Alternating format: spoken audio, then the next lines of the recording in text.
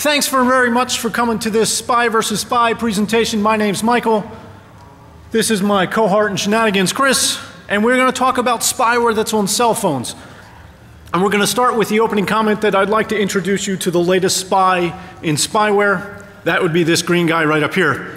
And we say that because it's incredibly easy for spyware to show up on mobile devices. And a lot of times that involves duping the user to installing an app, but it happens. And if you believe Lookout Secure, you'll believe that it happens 3 times more likely on a mobile phone than it does on a desktop computer, which is kind of a scary thought, which means people have left their brains at home when it comes to working with mobile devices.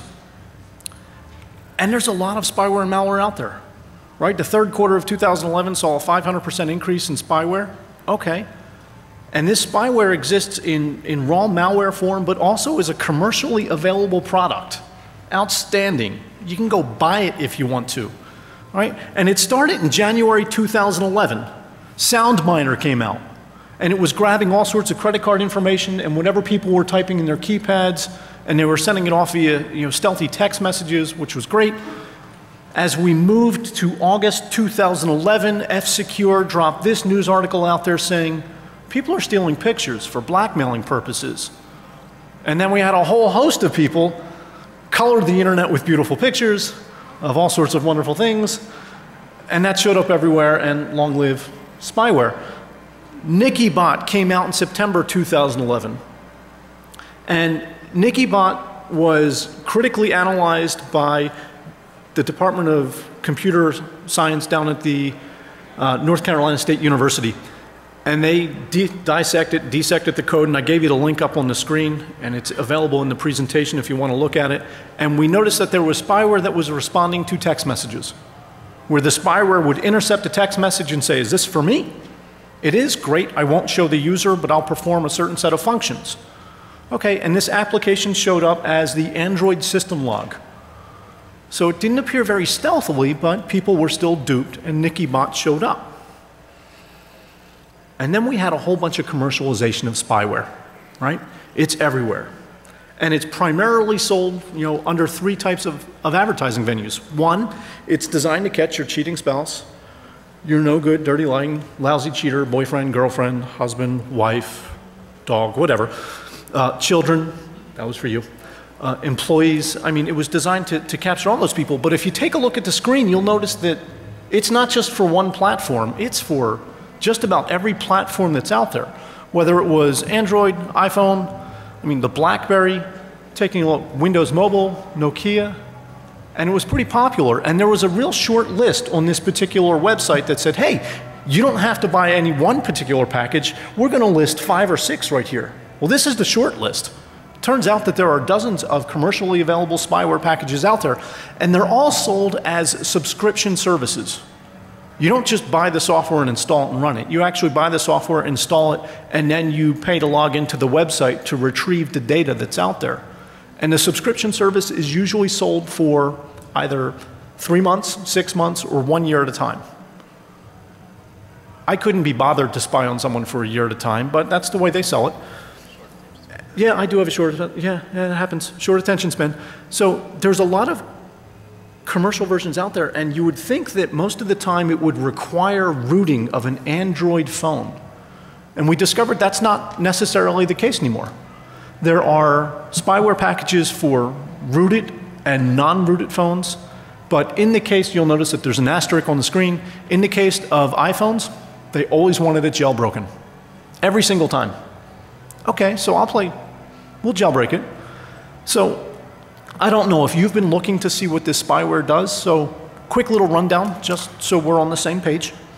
Most of the spyware packages out there do the same thing. They will scoop up all the text messages that are bound for a phone, they will ship them off to a website, they'll grab GPS coordinates, and we'll go over a point shortly that shows that that is somewhat misleading. It'll scoop up all the pictures, it'll grab whatever videos are on the phone, it'll capture call logs, browser activity, not necessarily the cache, but the URLs that people have used. It'll pull off emails, and it'll identify whether or not a SIM card has been changed on a particular phone. And all of this stuff just runs on a routine. And every so often, it sends it right up to the website. Now, some of these spyware packages operate in interactive mode, which means if I send a specially crafted text message to the phone's going to respond. And sometimes it's going to be remotely launching the camera to take a picture. Sometimes it's going to record a video for 15 to 30 seconds and upload that to the website. Sometimes it's going to automatically engage in a phone call where it doesn't light up the phone. So essentially it's stealth mode so you can record what's happening. Sometimes it's going to wipe the phone. I think that's a great way to bug someone. You buy a cheap phone, you install the spyware, you drop it in someone's car, and when you think you're about to be discovered, you hit wipe. Unfortunately, the wipe command here doesn't wipe the phone. It just wipes user-sensitive data and leaves all the applications there. And on some of the newer spyware, you actually get a chance to remotely view what the user would see on their particular phone, which I thought was kind of crafty. All right, and it all works the same way. All of this phone is taken, harvested up, and sent automatically across the net to the infecting website. And all that is done through an internet connection. None of it is done through audio. It's all done through the data channel. And it's fairly routine.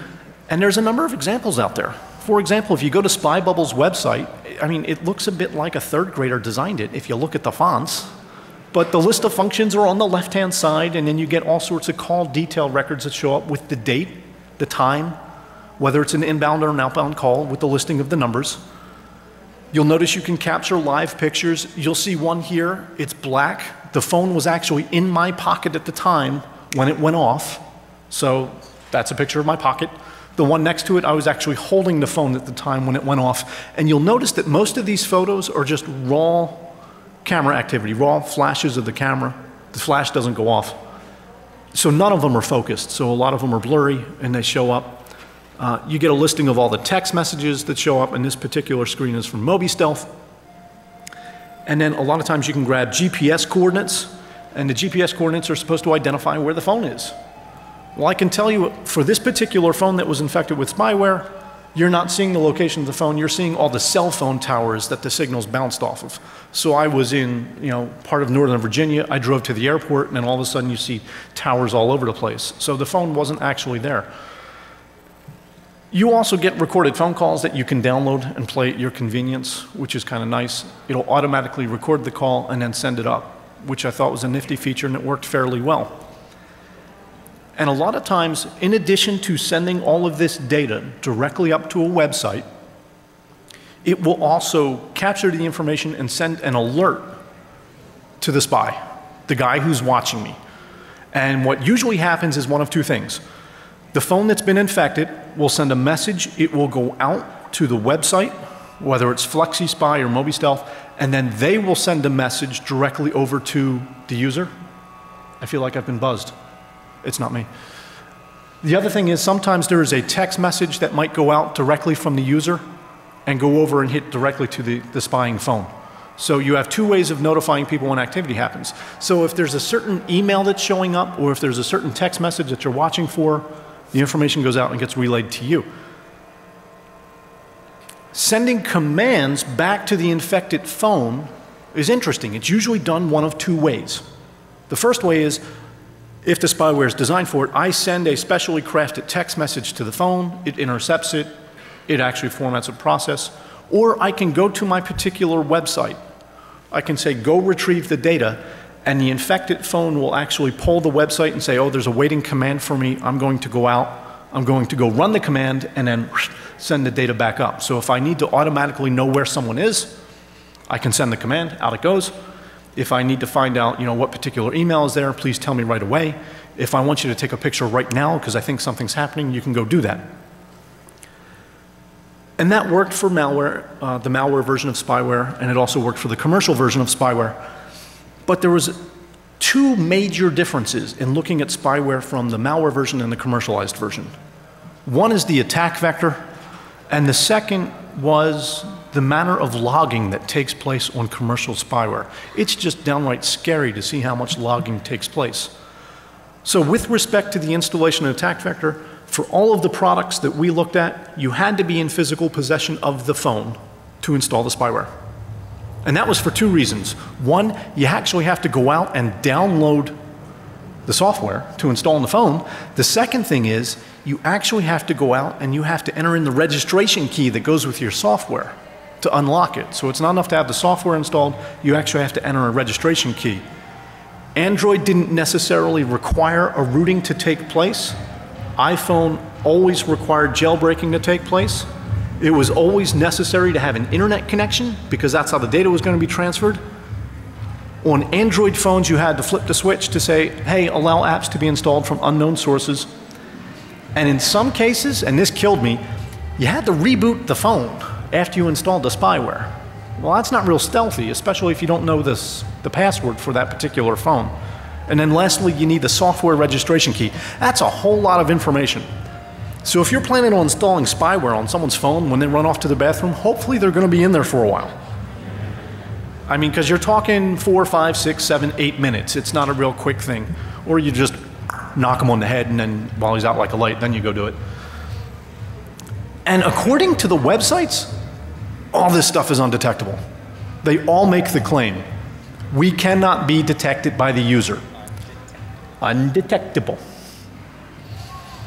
Undetectable. Challenge accepted. Okay. We'll see if you're undetectable. So that brings us up to the big question. How can you tell if you've been pwned? All right, he's a paranoid bastard. He wants to know if someone's spying on him. I'm a paranoid bastard. I want to know if someone's spying on me. I want to know if they've installed spyware on my phone. So how do we tell if we can do that? Well, we thought about that, and here's what we did. We decided to forensically examine 5 phones using the same tools that the cops would use. Nothing special. We would want to know what the feds or local law enforcement would do, and we used 5 different phones, 5 different spyware packages. And here's what we came up with. We grabbed an HTC Wildfire S, an LG Optimus Elite, an LG Optimus 5, a Samsung Galaxy, no it's not, I'm gonna say 5. It says V. 5V, think Roman. Samsung, what? I'm Greek. I don't care if you're Greek. Can the goons remove him? Samsung Galaxy Prevail and an Apple iPhone 4S. And we picked the different packages. We grabbed a copy of FlexiSpy because they advertised really well, and it's a UK company, and we thought they spoke neat with funny accents. We grabbed a copy of SpyBubble. We grabbed a copy of MobiStealth. We grabbed a copy of Mobile Spy, and lastly, we grabbed a copy of Spyera. That company is based out of Hong Kong. We picked them all up. We listed the individual versions of Android that were on the phones. We didn't do anything special to the phones. We literally walked into Best Buy. I'd like to buy some phones. Okay, what kind of phones do you want? Here are the 5 phones I want. They're like, you want 5? Yeah, I want 5. Really? Do you want to sell me the phones or not? Okay. Do you want really long plans? We'll set you up. No. 1 month, please. We got a month to do this. We kept the version of Android that was on those phones. We didn't upgrade them. So we played the dumb user. Well, he did. So the dumb user, so no upgrade, we grabbed it, we took it home, we registered, we activated it. We picked up, hey dude, cut it out.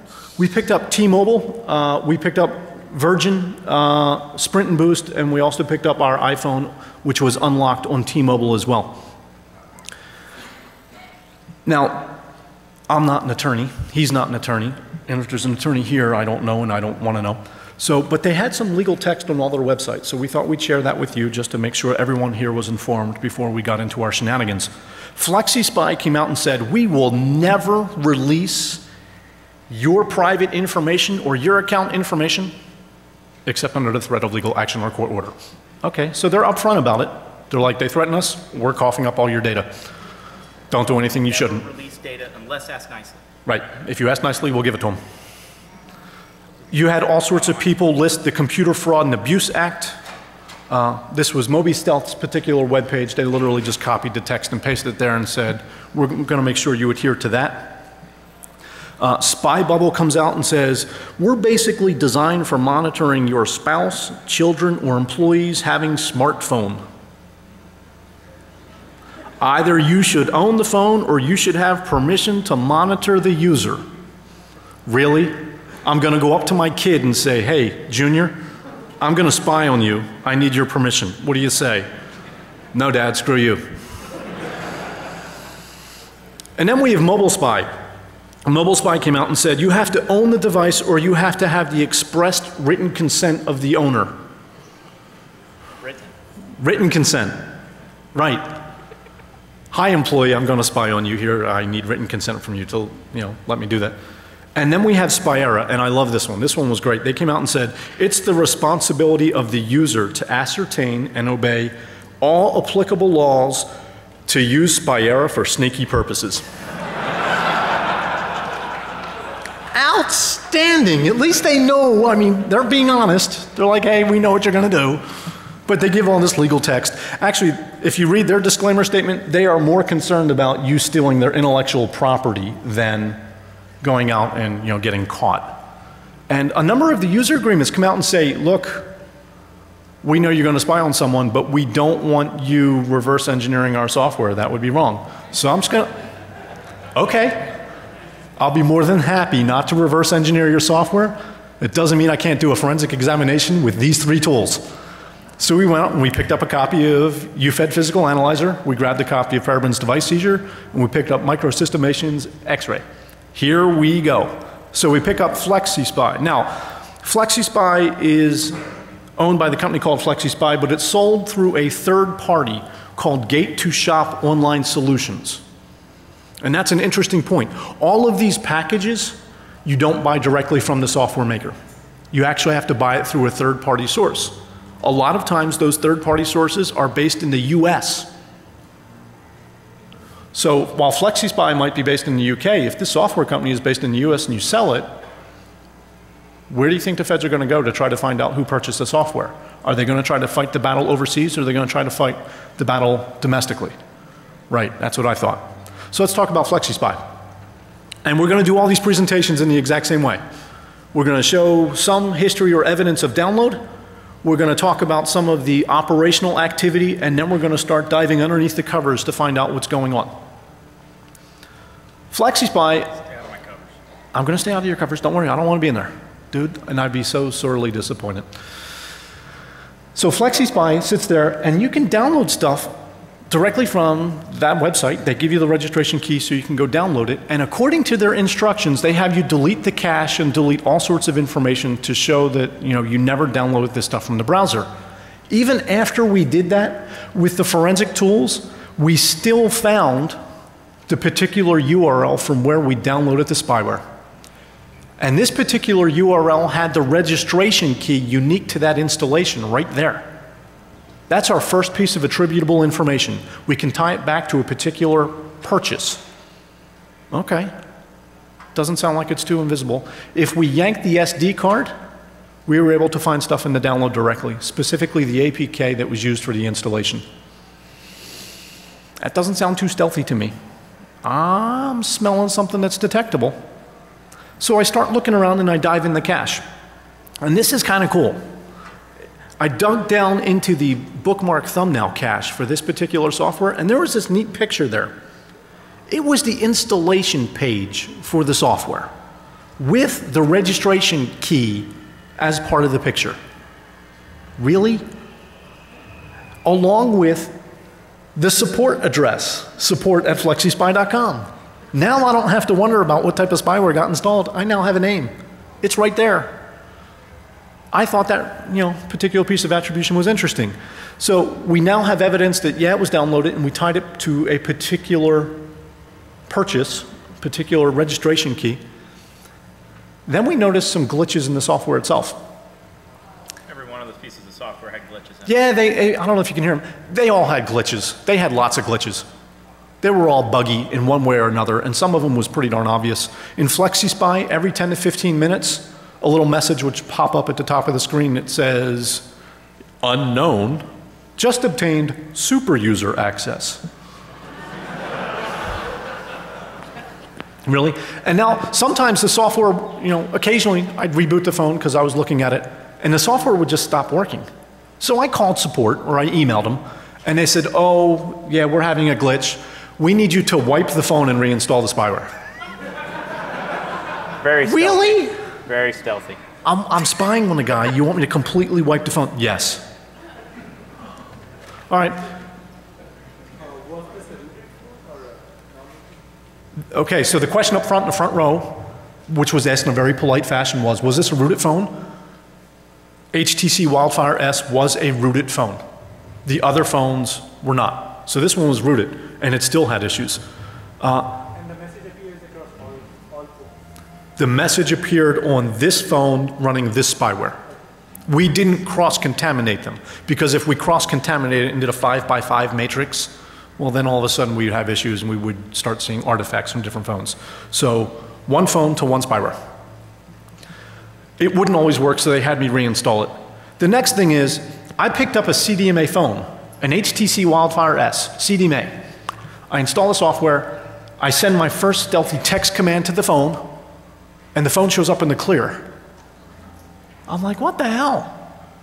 So I'm like, I must have done something wrong. I must have mistyped the big long registration key. So I do it again, and it still shows up in the clear.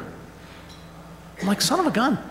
So I send them another support message and said, hey, I'm a stupid user. I must be doing something wrong. What's the deal? And they're like, oh, we forgot to tell you. We don't really work well on CDMA phones. You should make sure that your user, flip them over to GSM. Hold it. You had me wipe their phone. Now I got to go up to the person and say, you're not going to notice that I'm changing the logo from Verizon to AT&T, are you? And change the billing. And they're like, it only works with GSM. We're sorry. Goodbye. So I took that phone. I ditched it. I went out and bought another phone. Go back to the Best Buy. You're back? Yeah. I need another phone. We do.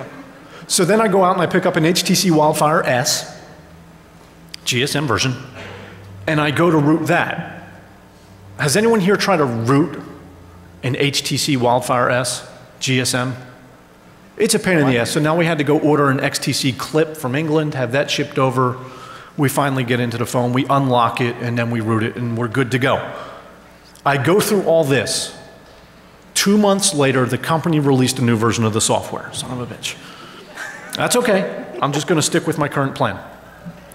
We noticed when we ran this through one of the tools that 152 running apps showed up for our Android phone. We didn't do anything. We installed the root checker just to see if we rooted things correctly, and we installed this particular spyware. And wouldn't you know that Super User shows up as one of the running applications? Interesting. Nowhere in their description of trying to hide applications and icons did they even mention trying to get rid of Super User. The next thing that shows up, we dug down under data/system/usage data/ blah, blah, blah, blah, and we found a reference to an application. It didn't show up on the application list, but com.android.msecurity. Bingo. We just found our spyware. We actually pulled that out. And then we noticed this big, large directory structure. Data/mish/dm. That's a lot of files for something that's supposed to be undetectable. It was cool. So we started rifling through that. Handed some of the files to him, hand some of the files to me, start digging, and then all of a sudden we hit this little file called fx.log. Holy crap. This thing is journaling all the activity that the spyware does on the phone. Everything. We have confirmation that we've connected to the remote website. We have the registration key. We have the name of the product, the software version, Pro X. We have all the little hidden commands, so if I want to start sending more stealthy commands to it, it shows up. For all you guys who are sitting there back there trying to text me right now, the phones are off and they're not here, they're dead. Interesting that it all showed up. We kept going down, and now all of a sudden we start to see attribution. We now start to see the phone number that's doing the spying. So as I send text messages to the phone that's infected, all of a sudden there's a record saying, hey, the guy who's spying on you, this is his phone number. Really? I've seen debug logs that aren't this thorough. It was rather impressive.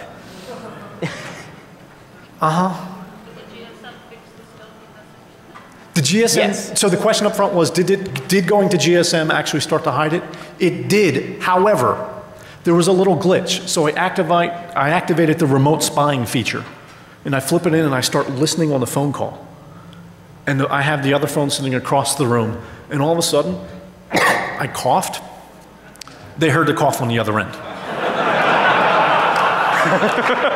See, what actually happens is it establishes a phone call directly to the infected phone. Phone calls are bidirectional. Bidirectional. You have to hit mute on your phone. Otherwise, they hear you. Is this the spyware of choice for Rupert Murdoch? And this is a British company, right? It is a British company. Yes. If this was, it does, doesn't it? Brought down an empire. No kidding. So foiled. So they did a better job of hiding the actual text messages that are being received, but then they go and keep a log of everything that happened. Yeah. So the user doesn't necessarily see this, but it didn't take much to peel back the layers and find this. Right. So as we move in, we find another file called Logcat, and Logcat starts to confirm outbound connections from the phone. And it tells me where it's going. It tells me when it's making the connection. Now, to their credit, the software vendor actually starts to purge the database every so often. No problem. We actually have a record of it cleaning up the database itself and running through that. We also noticed that this particular spyware was starting to watch other services on the phone. I don't know why the spyware would watch and be concerned whether or not the phone was charging or not, but it looked. It also made references to Slacker Radio, including all the process ID numbers. Thank you for making our life easier. We do appreciate that.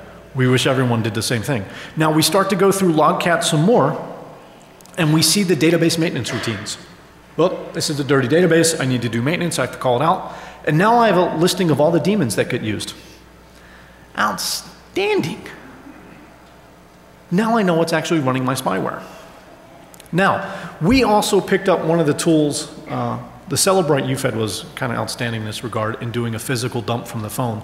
And we started looking through the raw data, and we found data that was supposedly deleted from the phone during the purging of this database in these log files. And we found records that went all the way back to the very first moment that the spyware was installed. So it's not like, you know, they would keep only 100 records in their file. It was actually several hundred records. But when they would delete it, we would still find it on other portions of the phone. And some of the stuff we found, just to make it easier for you to read, looked like this. We were able to identify when the SIM card was changed, which means this spyware wasn't tied to information on the SIM card. We still had the spyware number, and we still had instructions being sent back and forth to the command. We also saw the controlling phone number, the phone number that was spying on you in the deleted data. So even after this particular piece of spyware was uninstalled and we deleted those records, we still found all of that old data. And with that, we're going to move over to SpyBubble. Oh, you can keep your clicker thingy. Okay. You're really good at it. Okay, thank you. Yeah, I'm trying to make you feel better. Go. So SpyBubble's different company, different set of rules. They are I already forgot. California-based company. California-based company that, yeah, they were. Next, go. Yeah, California-based company. Yeah. Actually, they sold their software through a company called Plimus in California. Okay. So very easy for law enforcement to go after them. If you want to install one of them, this is the one that I would go with because it makes the FBI's job much easier. The URL history, we had a download link from where we downloaded the actual file. That still showed up in the history file. The downloads database still showed a registry of the APK file coming in. Your downloads backup, the database, has timestamps on every one of those entries. So we knew exactly when the spyware was downloaded onto the phone. This was the only phone that didn't come with an SD card, so we had to supply an SD card with it, and that actually changed some things. Because this was an external SD card that was getting the spyware installed onto it, because it was downloading to that SD card, it was externally mounted media, that actually caused this piece of spyware to log some things that weren't logged on the other phones, which actually gave us even more artifacts to look at later. To turn on the spyware once it was installed, you were supposed to go into the dialer like you're making a phone call, and kind of like with standard GSM calls, you dial A pound 9999 was the default ID number, and then a star, and that's supposed to activate the user interface for the spyware. Now, I'm sure their intention was to hook the dialer and make this a special function that did nothing but open this up, but it actually tried to call this phone number. So back to how stealthy they were, you now have this in the call logs anytime the user hits the recent button and looks to see what else they've been calling. This was there, which meant they were going to dial it out of curiosity and see this interface that's on the screen. Brilliant design plan. Great. So they, that 6-digit number is something that you can configure if you wanted to change it to something else. But we can figure out what it was pretty easily. When we looked through the raw dump of what was on the device, we came across the actual executables. In this particular screenshot, we're showing that the text message that gets delivered to the person that's spying on you to tell you that it's installed successfully is on disk in about 30 different languages. Multicultural. I thought it was nice of them. It is. Yeah. So we were able to find that, which led us back to the actual executable, which led us back to all of its partner apps and everything that went with it.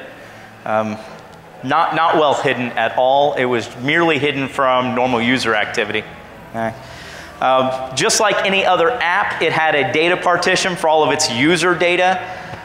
In here, we found a whole host of log files and settings files that told us everything about how this piece of spyware was going to operate. Most of that was, you're fingering at me like you were going to say something. In the advanced settings text file, there was everything we needed to know about how the settings were working. This relates back to that screenshot where it shows us turning all the settings on and off. This is where they're actually saved. We could see what those settings were even if we're dealing with a dead device and not going through the user interface to find it. Their user intervals that are listed on the bottom of that tells us how often the spyware is going to look at our phone, and then how often is it going to call me to tell me what you're doing on this piece of phone. Next one. Anything useful in that one? Yeah, GPS. It's basically the same thing. GPS was enabled on this one. It would actually send us back the locations of where the device was. Every 15 minutes? Every 15 minutes, I would get an update sent out to a website, and then we could log into the website and follow this phone as it was moving around. The next file down from that was buddy.txt. This is the phone number of the person who is spying on you. I love the name. Buddy. Hi, buddy. Really? Really. So, very small text file, just had a phone number in it. This gave us attribution. So now we not only know what's installed, we can actually go find it. By finding the executable that had the name embedded into it, so we know what website to go to, we know what company to subpoena for records, but now we actually have which bad guy do I want to go after, because we've got his phone number of the phone he's using to control our spied-on phone. There was a secret.txt file. This contained just the PIN number. So instead of 6 nines, we could change that number to whatever we wanted to. That got saved in this text file. Then we were able to see what that was. This is especially helpful if the user has changed it and we don't know how to bring up that interface. We can image the phone, dig through all these files. Now we know how to pull the interface up, and we can go back to the phone and show the user that they've been getting spied on. They like that. There was also a serial text file in there. This gave us the registration number that was used to license this piece of software. This gave us our third piece of attribution, because now we've got this registration ties to a purchase database back at the company, which tells us whose credit card paid for this piece of software to be on this device. And then, what was the name of this one? I remember the name of this one. Spyperfs.xml was, this is more preferences. This gave us a timestamp of every single piece of activity that was going on the phone. So the spyware is logging all the different things that it's done and giving us a time of when was the last time the user made a phone call, when was the last time he sent a text message. And we were able to track a lot of activity about the device and about the spyware activating on the device through this file. We sent this one of the features that it had, we could via text message or the website sent off the request? I forget now. You can do both. Either one. So we would send a text message to his phone, and that would tell his phone, take a picture of whatever you see. Now there was a small lag in getting the text message onto his phone and then getting the spyware to activate. So the first one that we tried to do this with, it actually went off in his pocket, which is why the picture is just a black square. So we tried it again with him taking the phone out and leaving it up on a counter, and what we ended up with was a blurry mess that you can't tell what's going on. Because it's not using the actual camera app to take the photo, it's just doing a raw dump of whatever the camera can see, which means it doesn't focus. Didn't make it terribly useful in any of the photos we tried to grab with this thing. One last thing. Those particular photos we didn't find on the phone. We didn't find those file names on the phone or those time date stamps anywhere, which was interesting. We actually pulled up some of the photos and grabbed some of the raw code and tried to do a hex search for it and still didn't find the pictures. What we did find though was if we started looking through the Android logs, not related to the spyware itself, but Android itself, kept, it was throwing fatal exceptions. So the spyware was causing errors in Android, and a lot of the errors were related back to the spyware executing, or in this particular screenshot, the camera app. So it appears what the spyware does to get the picture is causes an error in the camera app, which gives us a log of every time we tried to take a picture. So even though we couldn't find the actual pictures on the device, we were able to go through the event logs that are tied to Android and find events tied with every one of those pictures being taken. You're doing the finger thing again. I did the next thing. Come on. We got 15 minutes. Come on. So there's another exception that was thrown that was related to, which one was this related to? Live picture service. Live picture service. So it's still related to the pictures. Next one. Next one. We've already moved on from that. App history. When we get into the app history, this is another Android file. This isn't related to the spyware itself, but this tells us all of the installed apps that Android's tracking. And this one in here, which actually shows the spyware being installed. This also gives us a date timestamp of when this was installed. This one actually works out to be a couple minutes after it was downloaded, which works well in our timeline of what's going on. Next.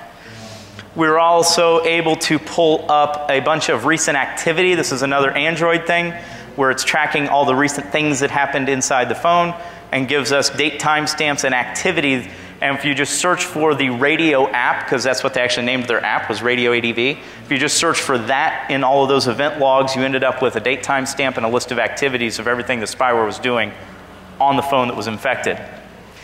We also, since the phone was on and live when we did the image on here, we've got the list of running processes. It did nothing to try and hide itself from the list of running processes. Since normal users can't see that anyway, they didn't care. I thought it was a great coincidence, though, that it happened to be process ID 666. And that moves us off to MobiStealth, company based out of Massachusetts. They sell their software through Plymouth as well. We found a history of that software, same way we did before. It's in the URL history. It showed up, and they were very creative in what they called their application, MobiStealth V2. So we actually dug through the list of apps, and this is what we thought interesting. They actually called the application from the user's point of view, Lookout Secure. I wonder if Lookout's aware that they're using that name. So we actually start to go through it. Now this is a picture of what you see on the website. And the website allows you to send particular commands directly to the phone. It also allows you to configure the phone remotely. So here, where we have particular arrows pointed, we add a keyword and we add a phone number. And the spyware says if I receive a text message with that word from that phone number, I'll do whatever you say. I will report the location information. Great, so I added my phone number, I added the word location, and then I went and looked at the phone. And wouldn't you know that I found a database with the word location and with my phone number, a SQLite database. I now know who's doing the spying of me on the phone. I also went down and I found another debug log. These guys love debug logs. I've never seen someone do this so much. But we found a debug log down here, and we were able to identify a lot of the services and the GPS information and the coordinates, which was great. And they carried out something like 12 to 15 digits. If you go directly to the website, you'll see the exact same numbers and the GPS coordinates report it correctly, but all of that information shows that you have a time history of when this particular software was running. Now, this particular piece of spyware also grabbed all the photos off the phone. And when it grabbed the photos off the phone, it used a timestamp in the name. And we found that in the log file under loggedpictures.ser. We found 3 pictures that were taken directly from the phone. They were loaded directly to the website. I've highlighted one here, and all of a sudden it goes up, and you'll notice that the names are the same. So we took the picture from the phone, and we took the picture directly from the website and downloaded it, and we hashed it. They were identical. So we can trace the activity directly to that particular user account. Now this is the part that kills me though. Don't tell anyone. This super secret stealthy software uses FTP to send all its data. Not even all of FPS. it. The website name, the credentials, all of that is listed in an XML file directly on the phone. All fully readable. Outstanding. I think that's great. So if we were worried about attribution before, when it got installed, when it was running, I think we've taken care of that with this product. That moves us on to Mobile Spy. Mobile Spy is based out of Jacksonville, Florida, but they, just like all the others, they're using somebody else to do all their credit card transactions. These came through a Dutch company. It was one of the few that went outside the US to do their credit card purchases. But it's a legit company. It's the same one you go to Tuxera to buy your NTFS drivers and such with. They showed up in the downloads history. The one thing they did different, they do have a separate website that you're downloading the APK from, so that it almost doesn't attribute back to them, except for the fact that it does say MS for Mobile Spy right in the URL. This one did have a couple of problems with how it executed. You're supposed to be getting emails sent to the person that's monitoring you. And sometimes we would receive an email that told us a certain action had occurred, and we would log into the website to see the full log of activity, and it wouldn't be there. So sometimes the logs weren't being updated correctly. The other problem we have with this particular piece of spyware is the battery life on the phone got cut into a little less than half as soon as we installed it. We had to keep this phone plugged in for the rest of the day every time we played with it after that. And oh, this is good. Oh, this is it. I like this one. Oh yeah, I almost forgot about this one. This one actually pissed both of us off. The spyware, after a few days, what was it, 60 days? I think it was 60 days. It threw us out an email telling us that we needed to go log back into their website and change our username and password. And we were like so happy that they were actually employing decent security policy. So we logged in, we changed our username and password, and then we stopped receiving alerts from the phone, because you also have to go to the phone and change the username and password there, otherwise it doesn't know how to log into the service and upload its data. So I'm still baffled as to how they think that's supposed to work, especially on an enterprise level. Yeah. This one, we had the same kind of thing where any application you install is going to have its own user data section full of files. This one, just like all the others, had a whole host of log files and settings files that we were able to go through. For this particular piece of software, they called the application Retina. So once we figured that out, searching for that name throughout the device brought us back a whole bunch of extra files. We had a packages XML file. This is part of Android, not part of the spyware. And in there, we were able to see all of the installed packages on the device. So we were able to find it, even though it was attempting to hide from the user. We found a bunch of information about it being installed. There was a shared preferences section, which gave us all of the different preferences for the spyware, which when we started digging through what all those different preferences settings were, it gave us the website information, the username information associated with the person who's doing the spying on us. Great. I always wanted the email address of the person who's spying on me. If you're going to have a stalker, that's the best way to have one. Reciprocated. So, literally, there's their email address. We also got a timestamp in here every time it was updating back to us, so we know how long it's been doing it.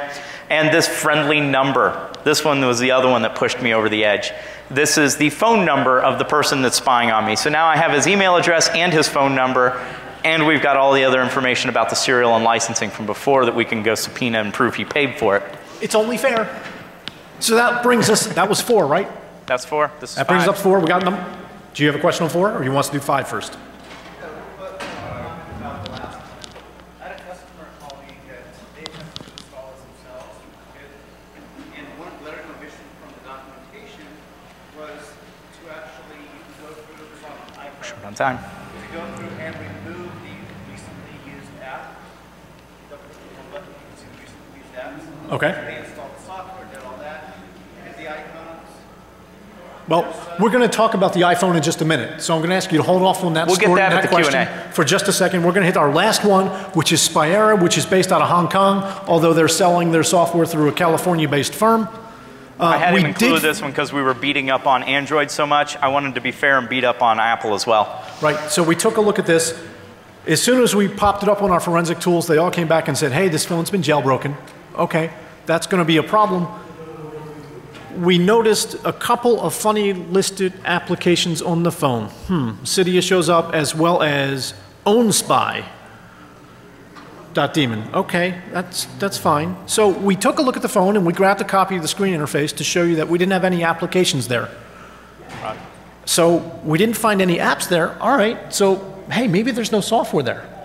So we pulled up the icon state plist to identify all the applications. We're good. But then we compared it directly to the desired icon state, and we noticed that there were 2 applications at the bottom that are being hidden.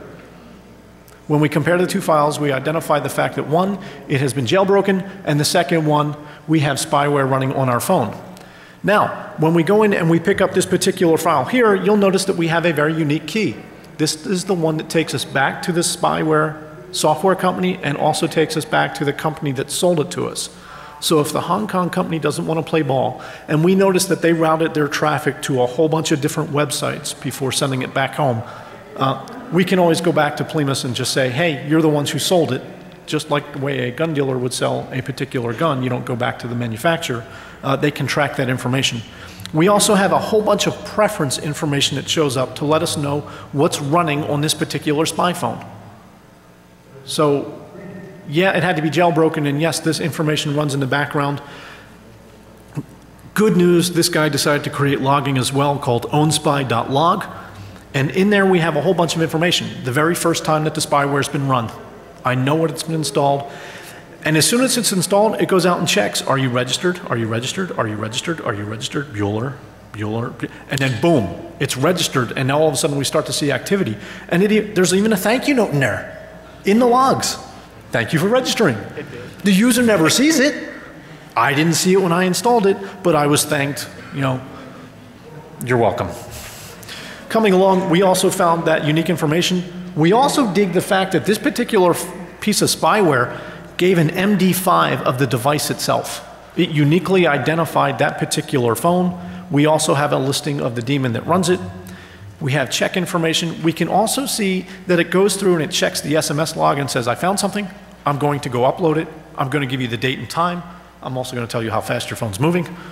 And then we found a whole bunch of cached images. Do any of those logos look familiar to you?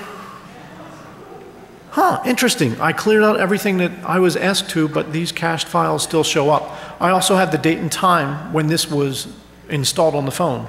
Now, the Your Company, for all you app developers out there, yeah, that's the official Your Company. He never changed the default. And then I have a whole bunch of files that show up, tons of them, that come up on this particular list. I also have other information that identifies the particular application and library, and a big long list, and X-Ray and the UFED were able to identify both of those.